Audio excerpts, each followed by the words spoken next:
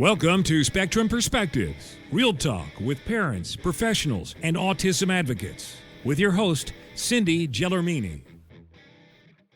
Hi, everybody. This is Cindy, and welcome to another episode of Spectrum Perspectives.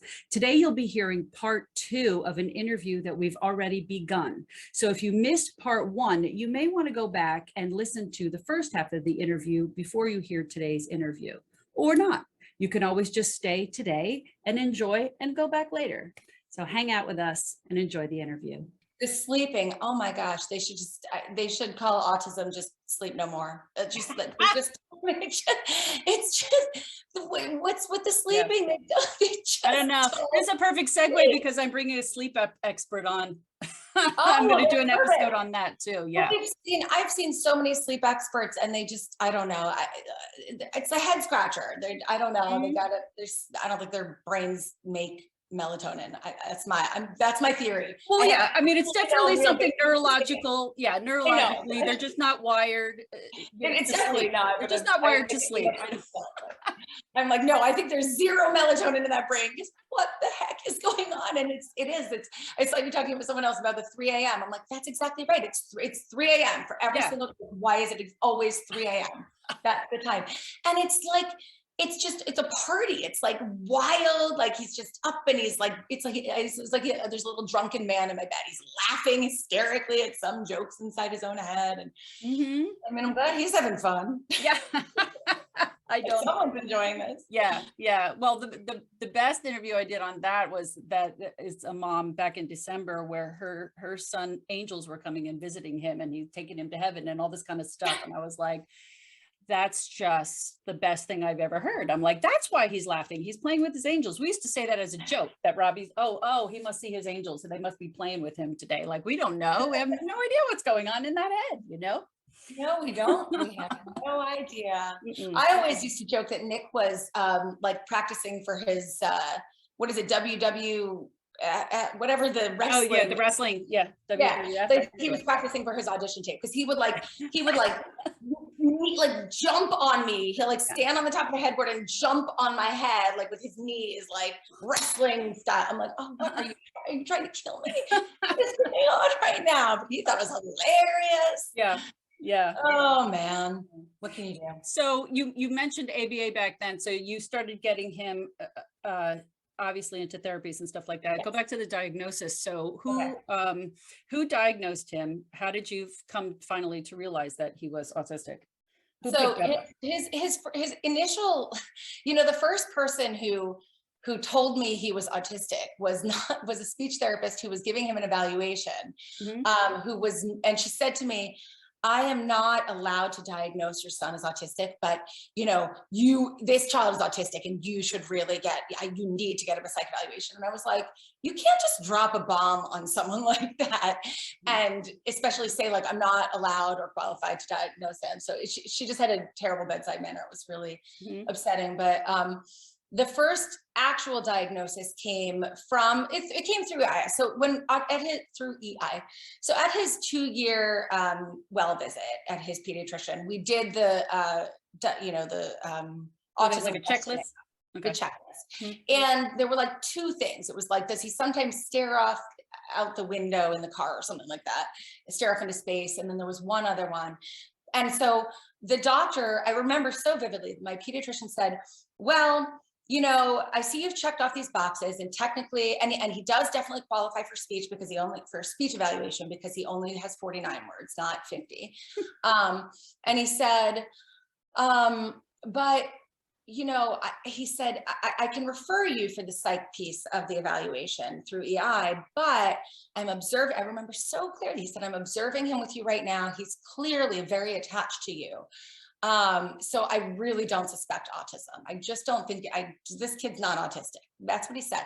And, he said that during the 6 months right after his, between 2 and 2.5, when we were taking him for thousands of evaluations through EI and privately, developmental pediatricians, psychiatrists, psychologists, neuropsychs, we were just doing all of this. And speech therapists and stuff. It was hit or miss. Some were like, oh, definitely this child is autistic. And some were like, what are you talking about? I don't see autism, so which was really confusing. And that's where, my husband was seeing something and I wasn't. He was a confusing case. And looking back on it, I realized that what was happening was he was in the middle of his regression. So people were seeing him on different days and they were getting a different kid. So my pediatrician was like, I'm seeing this kid, I'm not worried, he's fine.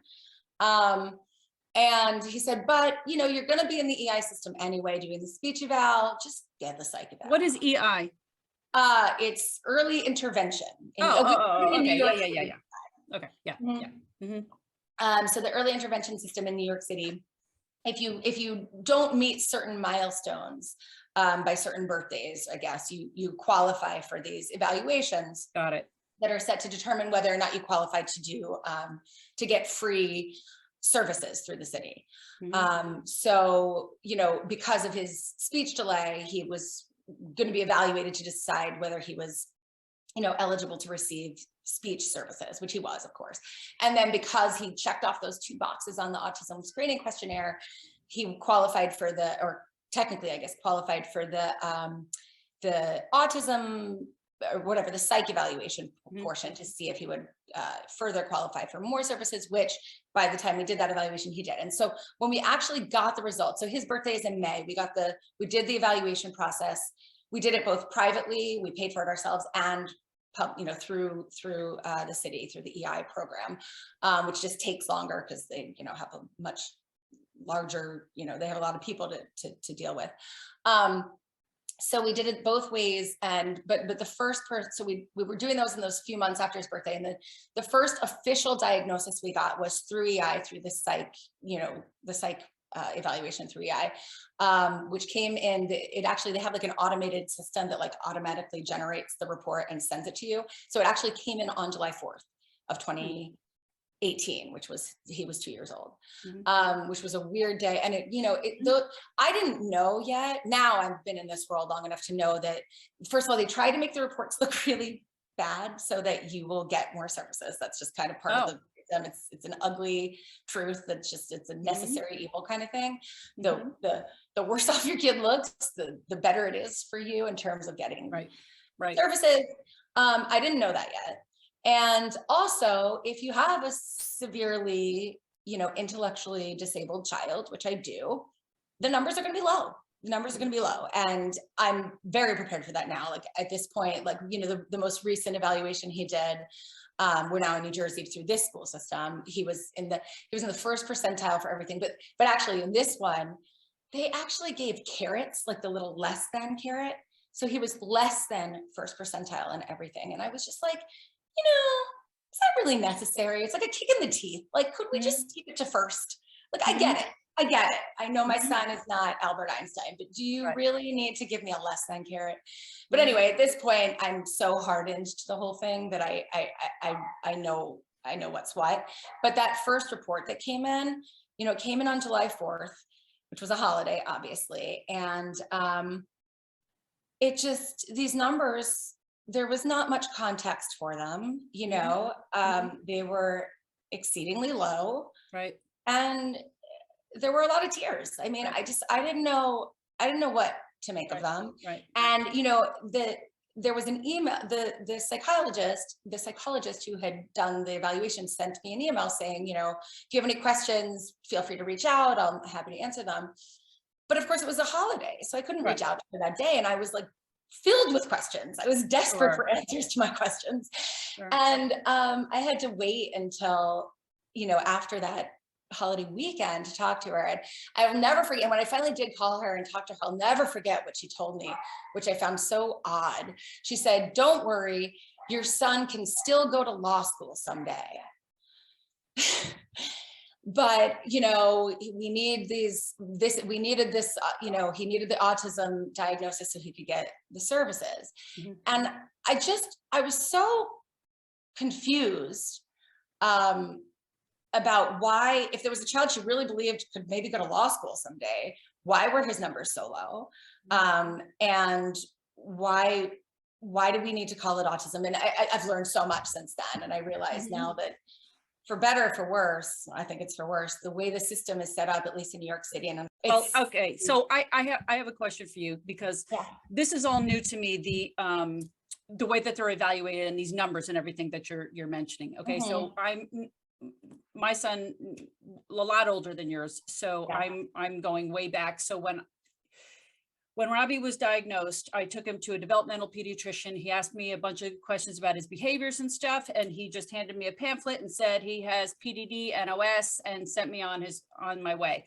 There were no numbers, there were no levels, there was none of that. Okay, so it was only on my own over time where I just saw him compared to other autistic kids and stuff that could, just kids on the bus, you know, that would talk to me when I put him on the bus, you know, where I saw every day I had a Dodge Caravan at the time, and I would put him on, and he would say, "Miss Cindy, Dodge Caravan." And I was like, "Yes, you're right, Dodge Caravan." every day. And I knew he had an obsession with cars, but he was putting two and two together and having a conversation with me. Yeah. I saw a girl in his class that seemed to understand everything that I was saying. She just couldn't speak, right? But here's my son that he doesn't speak and he doesn't understand.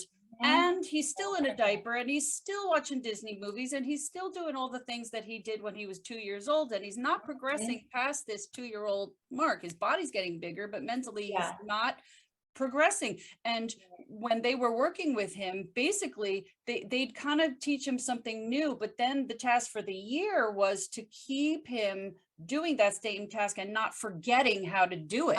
You know, not a whole lot of progression. It was more like, let's see what we can do to get him to not move backwards and regress. Let's try to keep him where he is. That, you know, so when I saw him compared to the other kids, I'm like, oh, my son is severe, you know. Then I'd meet parents that said, my kid is severe, but yet they can still talk to me, and they can say, I'm like, well, then if your kid's severe, then my kid's profound, you know. But I'm like, I'm making these words up. This is not stuff that people were telling me. Okay. And when I say I would say my son is nonverbal because he can't talk, you know. But now I see other people, like you're saying, it's like there's other nonverbal is a broader scope. Yes, he can talk, but maybe not understand, or it's maybe not conversational, you know, whatever. Yes, he can say words, but that doesn't mean that he's using them appropriately or whatever. Exactly. So I want to talk about the level thing a little bit, because I only got back into this a year ago when I released my books. I joined all these Facebook pages, and I started seeing all these conversations going on, right? So I started people talking about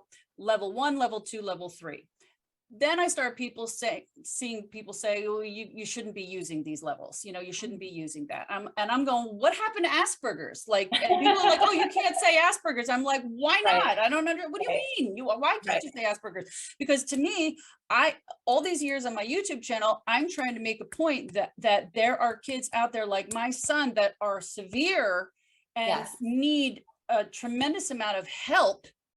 And where somebody with Asperger's can have a college degree, have a master's degree, and be a professor somewhere. I'm like, you can't compare. You can't compare them. It's just it's apples and oranges.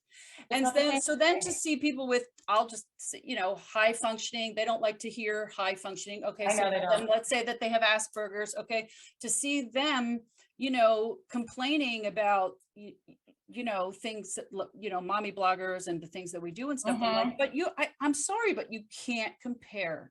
I can't compare your autism with my son's autism. I can't. So I've just have come to the conclusion myself that I think it should be separate diagnosis, because to me, they're nothing alike. They're nothing alike. I think most people on our end of the spectrum agree with you. I certainly do. And this is probably my biggest talking point in the whole autism world. And the funny thing is, I'm with you. I didn't know anything about those numbers either. When I talk about the numbers that were on my my initial, like all of my my reports that I've gotten, I'm talking about percentiles in different areas, you know, in different levels of functioning of different cognition areas and stuff. So I'm talking about, like, he's in the 3rd percentile for this, and he's in the 2nd percentile for that. You know, that's what I'm talking about. But never in any of my reports was I given a number of he has autism level 1 or autism level 3. And I didn't know that was even a thing until I started joining in the last year or so, all of these autism Facebook groups, basically support groups. And I started hearing about it, and I was like, what are these people talking about? What is this level 1, level 2, level 3? And then I looked into it, and I realized They do have it, and they kind of need it as some way, right, of differentiating between and among the different kinds of autism. But it's such an arbitrary way. It shouldn't just be levels, because the truth is that it's not just a question of degree and intensity. There's actually different symptoms, right? They're different in kind. They're not just different in degree, I think. And so my whole soapbox topic that I like to talk about is exactly this. It's about basically the travesty of the DSM-5, which is the Diagnostic and Statistical Manual of Mental Disorders, 5th edition. I did have to look that up because I never remember exactly what the DSM-5 stands for. I have it right here. That is like, it's what it sounds like. It's a manual that's put out by the American Psychiatric Association. The last one was obviously the 4th edition, which was, I think, 9 years ago, around 9 years, maybe 10 years ago now. And that one, I think, did a better job of addressing autism. I don't know anything about anything besides autism, but autism is my world. And so that old one had 4 subcategories. It had Asperger's, which is, to me, so different in kind from really all the others. In fact, I read once, I haven't been able to confirm this again, but somewhere I read that Asperger's actually required early talking. That, like, back in the day, to get an Asperger's diagnosis, I believe that you needed to be like an early talker, like a precocious child in terms of talking. So even though they had obviously other issues like social and, you know, other challenges, language, that language wasn't one of them. And then there was autistic disorder, classic autism, or Connor's autism, which is, you know, what a lot of people think of in terms of when they think of autism. It's what I used to think of, kind of the Rain Man thing. And then there was, I guess, what your son was diagnosed with, which was the pervasive developmental disorder, not otherwise specified, which I'm also looking at because that's a mouthful. And then there was the one that I actually think is what my son may have had, which is the childhood disintegrative disorder, CDD. Although I don't know, it's hard to say now because nobody's going to diagnose it anymore because it doesn't exist anymore. But that one is defined by this regressive, a little bit later regression. And my son did regress a little bit on the later side.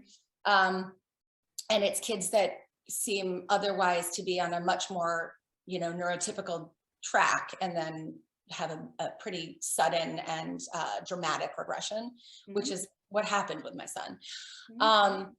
So I think those subcategories were very useful. And had I been the one to, you know, redo the DSM when it was time to do the 5th edition, I would have gone in the other direction and parsed them out even more. I would have gone in the direction of more specificity and more nuance, not less. I wouldn't have just dumped them all together. But what they decided to do was do away with subcategories and just dump them all under this broad heading of autism and call them all the same thing, which I think really is a huge disservice to every single person on the spectrum and their families. And it's wildly confusing. It's creating all sorts of tension and infighting in the autism community, because what you have is people with wildly different conditions. And I sometimes slip up and I sometimes say different disorders.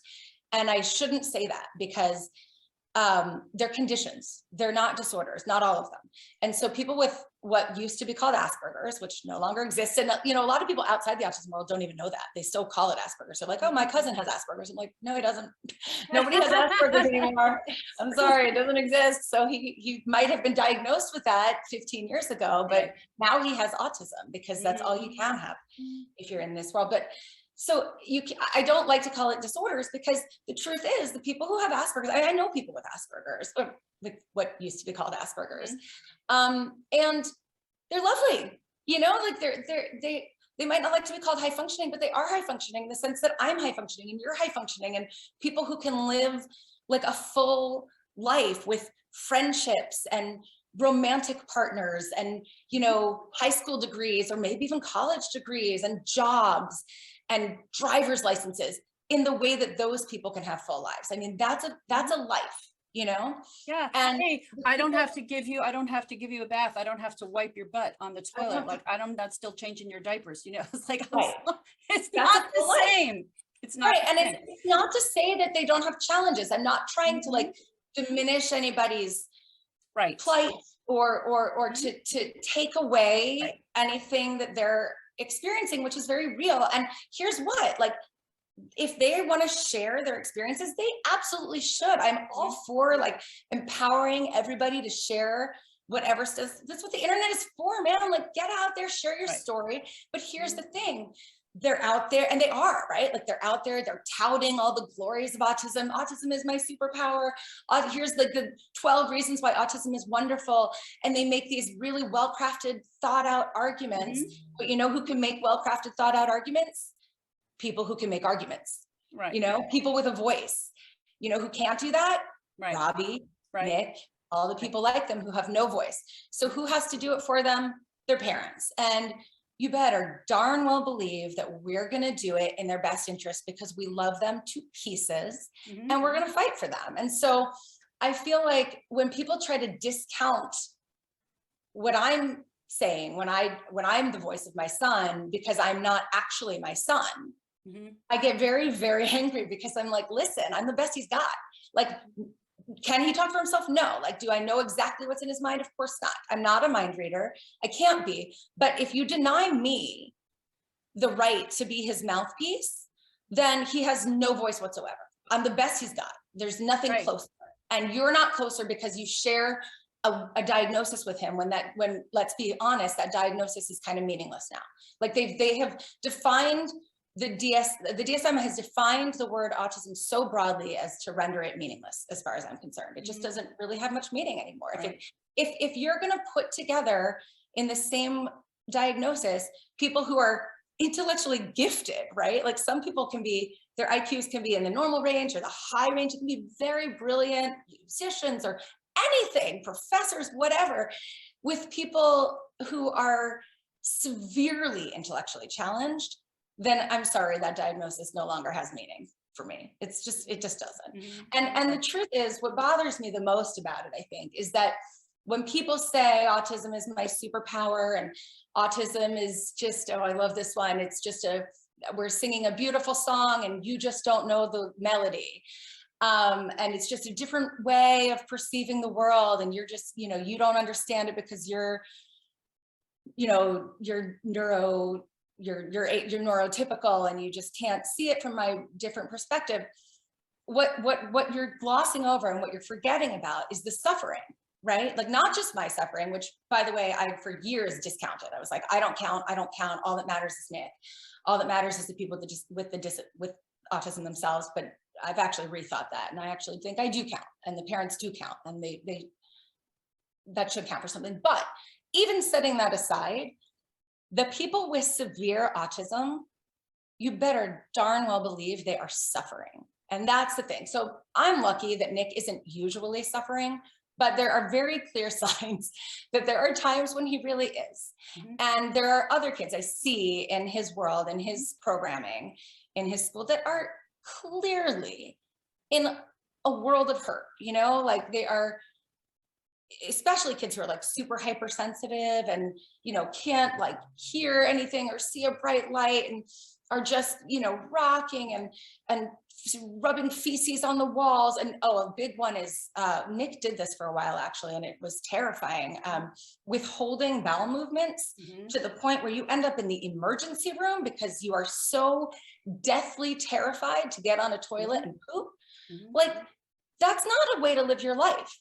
And by saying that autism is a superpower and that autism is this beautiful way of experiencing the world, you're completely disregarding all of that suffering that's very real and that needs to be addressed by way of treatment, research, and I would argue, hopefully someday, if we can figure out what the cause is, a cure. I would love a cure for people that need it. And so I think that a big part of like I said, I don't like to call it different disorders, because I understand how people who have what was formerly called Asperger's and some of the other kinds of higher functioning parts of the spectrum would be offended by that, right? Like, they might say, I like how I am, I like who I am, and I don't see myself as disabled or disordered. I do just have, I have a superpower, and I do have a different way of experiencing the world. And maybe I am singing a beautiful song and you just don't know the melody. And I can see that those Which is people, fine, and I respect that. I You know, totally I respect totally get. and I'm not trying to force a treatment on them if they don't want it. And I'm not trying to force a cure on anybody who doesn't want it. I'm not a monster, but I just think that just as I'm willing to hear them out and listen to their point of view, I would hope that they would listen to mine, even though I am not actually autistic. This actually autistic movement bothers me. Like, yes, I know I don't have autism, but I'm the best my son's got. I'm the closest he's got to a voice. And I have his best interest at heart. And every single parent out there does. I mean, with maybe a couple of exceptions, right? But most parents are good people who just love their kids and are just trying so hard to fight like hell to get the best possible outcome for their kids. And so, you know, we're the best they've got. We're the closest they've got to a voice. Right. And just please listen to us. That's all. Like, I'm happy to listen to your point of view. Just please listen to mine. Right. That's Right. all. Right. And I just think there's a lot of like talking past each other. And I think there's so much anger and hurt that no one's hearing each other anymore. And I feel like it doesn't have to be that way, because I think there's really valid points on both sides of this argument, you know? And I really do feel like the culprit is that messy DSM-5 diagnosis. It's sloppy. We can do better. We could do so much better, I think. Good. You know? All right. Well, listen, our time is up. But that was great. And I learned some things from you. I didn't know about the DSM-5 and you know, things that have changed over the years. I think the reason that Asperger's people want to be in the same category is they feel that they'll lose services if they're not Right. under that umbrella. 100%. So that's something else that would need to be addressed, because we certainly Yeah. don't want them to lose any help at all. It's just our segment doesn't want to be ignored Right. either. We want to get the help that we need as well. 100%. Yeah. Yeah. Both sides deserve services for sure. Yeah. And we're, you know, and we respect them, honor them, understand, you know, what they're trying to do. And, 100%. you know, we're here to cheer them on as well. But I think we just need different things, and don't want to lose what our kids need. And they're not going to get it without mommies being their voice, you know? Right. We just don't want to be silenced because our kids are already silent. Yeah, So. exactly. Okay, Amanda, I'm going to let you go, but thank you so much for joining me today. I really appreciate it. And let's stay in touch. Okay. Sounds great. Thank you so much for having me. I really appreciate it. Okay. You're welcome. Stay on. Take care. Bye-bye. Bye-bye. That's it for today's episode. I hope you enjoyed listening and it helped you gain a new perspective.